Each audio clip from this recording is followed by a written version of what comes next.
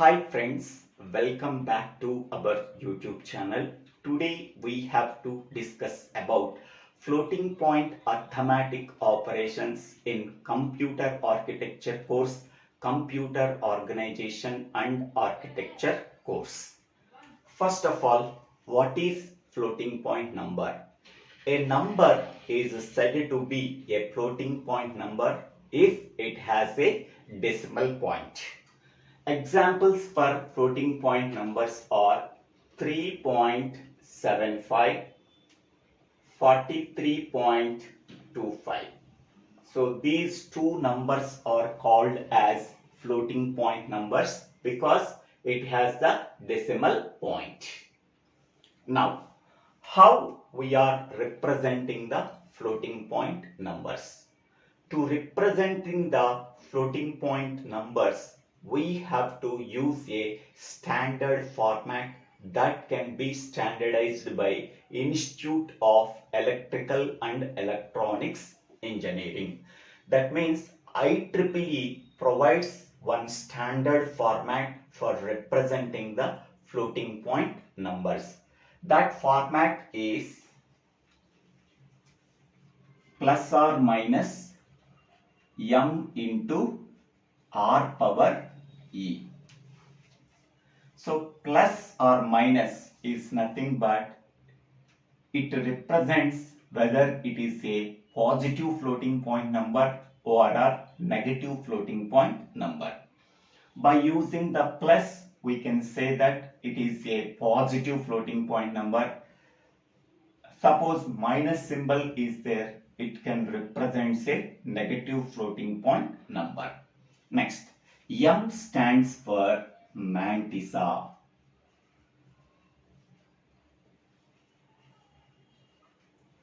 R stands for radix.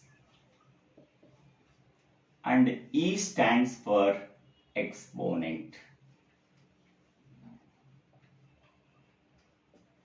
So this is the standard format we have to use for representing the floating point numbers in IEEE 754 standard format. Here, if the radix value is equal to 10, we can say that it is a decimal floating point number. If the radix value is equal to 2, then it is a binary floating point number. Next one. What are the operations? What are the arithmetic operations we have to perform on the floating point numbers? That can be called as floating point arithmetic operations. First one is floating point addition. Second one is floating point subtraction. Third one is floating point multiplication. And fourth one is floating point division. For performing these addition, subtraction, multiplication, division on two floating point numbers, I am taking as two floating point numbers as plus 0.5372 into 10 power 2. Next one plus 0.3275 into 10 power 2. So these are the two floating point numbers. Both floating point numbers are positive floating point numbers because before the floating point number plus symbol is there, it represents a positive floating point number.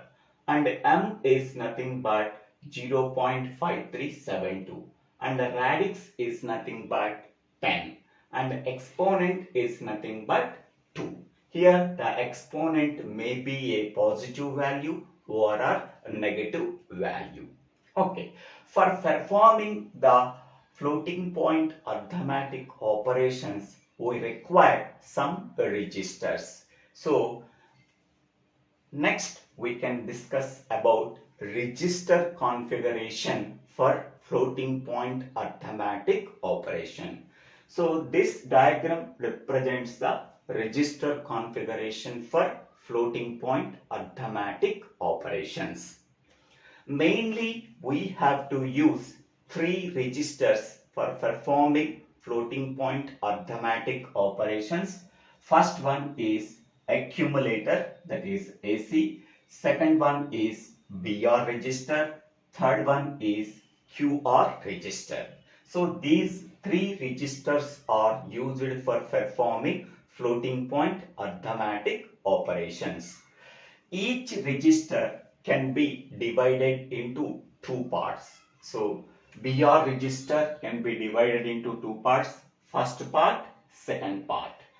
AC register can be divided into two parts. This is the first part and this is the second part. QR register can be divided into two parts. This is the first part and this is the second part. Okay. So here in the first part we have to use uppercase letter symbols. In the second part we have to use lowercase letter symbols. In the uppercase letter symbols B, A and Q. In these uppercase letter symbols we have to store the mantissa. In the lowercase letter symbols small b, A and small q, in that one we have to store the exponent. Okay, so these three registers can be divided into these three registers. Each register can be divided into two parts. In the first part we have to use uppercase letter symbols. In that uppercase letter symbols we have to store the mantissa. In the second part we have to use lowercase letter symbols. In that one we have to use the exponent. Okay, so mantissas are stored in the first part. In that first part uppercase letter symbols we are using. In that one we have to store the mantissas. In the second part we have to store the exponents. Here we have to use lowercase symbols. In that lowercase symbols we have to store the exponent. Next one, here BS is nothing but sign bit of the data that is stored in the BR register. Next one, AS is nothing but sign bit of the whatever the data that is stored in the accumulator. Next, QS is nothing but sign bit of the data that is stored in the QR register. Okay, so BS represents the sign bit of the data that is stored in BR register. AS is nothing but sign bit of the data that is stored in accumulator register. QS is nothing but sign bit of the data that is stored in the QR register. Next one. So here this is one more important bit, that is A1. A1 is used for storing the most significant bit of A. So here we have to store the mantissa. In that mantissa, whatever the most significant bit is there, that most significant bit we have to store in A1 register. If the most significant bit A1 value is non-zero value, we can say that mantissa is normalized mantissa, and hence the given floating point number is normalized floating point number. If the most significant bit A1 value is 0, hence we can say that floating point, that mantissa is not normalized, hence we can say that the given floating point number is not normalized. Okay, so A1 is used for storing the most significant bit of the mantissa. For example, here plus 0.5372 into 10 power 2. What is the most significant bit? 5. So this most significant bit is a non-zero value. Hence we can say that this is a normalized floating point number. So this most significant bit 5 is stored in A1 register. Suppose I am taking another number plus 0.025 2375 into 10 power 2. So here what is the most significant bit value? That is 0. So if the most significant bit value is 0, hence we can say that this floating point number is not normalized. Okay, whatever the most significant bit of the mantissa is there, that bit is stored in A1 register, and sign bit is stored in AS register. The remaining is nothing but magnitude that can be stored in A register, and the exponent value 2 is stored in small a. So in this way we have to store the floating point numbers in that 3 registers. Okay, next one, to performing either floating point addition or subtraction, multiplication, division, we have to require 2 floating point numbers. The first floating point number is stored in AC register. The second floating point number is stored in BR registers. Okay, so once the 2 floating point numbers are stored in AC and BR register, so that two floating point numbers mantissas can be sent to the parallel adder. Okay, the mantissa of accumulator register can be sent to the parallel adder. The mantissa of BR register can be sent to the parallel adder. Here we have to perform the addition operation by using the parallel adder. After performing the addition operation, whatever the result we are getting, that result is stored in the accumulator register. If any carry is generated, that carry is stored in the extended flip-flop E. Okay, suppose here I am taking these 2 floating point numbers. Okay, so the first floating point number is 0.5372 is stored in the accumulator register. So here plus is nothing but AS bit value. So this AS bit value is 0 or 1. If AS bit value is 0, it represents a positive floating point number. If AS bit value is negative, that is 1, it represents a negative floating point number. AS value is 0, it represents a positive floating point number. AS bit value is 1, it represents a negative floating point number. So plus is nothing but AS value is 0, and A1 is used for storing the most significant bit of mantissa, that is 5 is stored in A1 register. The remaining 372 is stored in A. Okay, here the exponent value is 2. 2 is stored in small a. Next, in the same way, the second floating point number is plus 0.3275 into 10 power 2. Plus is nothing but positive floating point number, so that BS value is 0, and the remaining 0.3275 is stored in B, and exponent 2 is stored in small b. Okay, so whatever the first floating point number that is stored in AC register can be sent to the parallel adder. Whatever the second floating point number that is stored in BR register, that can be sent to the parallel adder. This parallel adder is used for performing the addition operation between the mantissas of 2 floating point numbers. So this part and this part. So this part is stored here, this part is stored here. By using the parallel adder, we are performing the addition operation. Okay, so 2 plus 5, 7, 7 plus 7, 14, 3 plus 2 plus 1, 6, 5 plus 3, 8, and 0.867.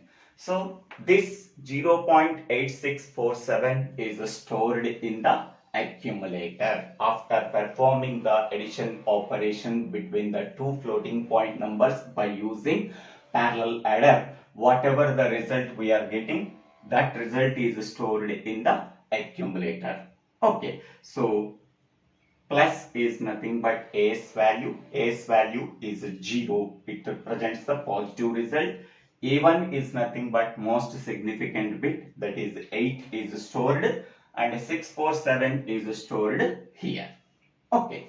If any carry is generated, that carry bit can be forwarded to the extended flip-flop. Next one. So here we have to use parallel adder and comparator. So this parallel adder and comparator is used for performing the addition operation between the exponents. Okay, this is used for performing the addition operation between the exponents. Okay, to perform the addition operation between the exponent, first of all, we have to use the comparator. The comparator is used for comparing the exponents, whether the first exponent is greater than the second exponent, whether the first exponent is smaller than the second exponent, or two exponents are equal or not. Okay, to checking whether it is greater or lesser or equal between the exponents of two floating point numbers, we have to use the comparator. This comparator is called as magnitude comparator. By using that comparator, we have to compare two exponents of two floating point numbers, which one is greater, which one is lesser, or both are equal. So after comparing, so both are equal, then we have to simply performing the addition operation between the two exponents.